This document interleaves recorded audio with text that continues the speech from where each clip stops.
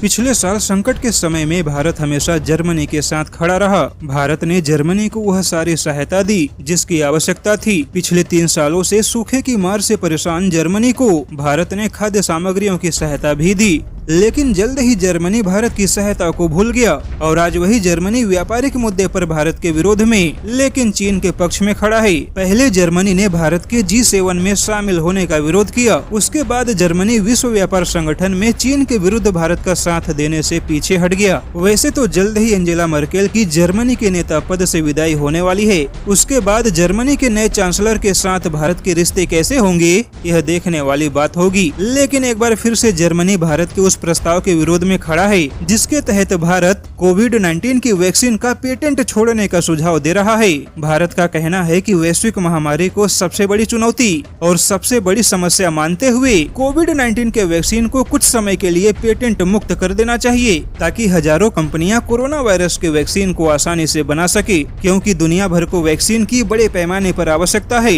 लेकिन जर्मनी समेत कई कंपनियों को यह लगता है कि ऐसा करने से महामारी में पैसा कमाने का मौका चला जाएगा। हालांकि यूरोपीय यूनियन ने कहा था कि वह भारत के प्रस्ताव पर विचार करेंगे और कई सारे देश भारत के समर्थन में खड़े हैं। यहाँ तक कि अब रूस और अमेरिका ने भी भारत के ऐसे प्रस्ताव का समर्थन किया है, लेकिन जर्मनी भारत के प्रस्ताव के खिलाफ खड़ा है। हालांकि भारत के साथ अफ्रीकी देशों का कहना है कि मौजूदा समस्या को देखते हुए वैक्सीन को बौद्धिक संपदा के पेटेंट के दायरे से कुछ समय के लिए बाहर कर देना चाहिए, क्योंकि ऐसा करने से जहां वैक्सीन का बड़े पैमाने पर उत्पादन हो सकेगा तो वहीं वैक्सीन की कीमत और भी कम होगी। और अब खबर यह है कि विश्व व्यापार संगठन ने भी भारत के प्रस्ताव का स्वागत किया है। वहीं रूस ने कहा है कि वह भी पेटेंट को छोड़ने के विचार से सहमत है, लेकिन जर्मनी संकट के समय में दुनिया को संकट से बाहर निकालने पर विचार करने के बजाय अपने नफे नुकसान पर ज्यादा विचार कर रहा है।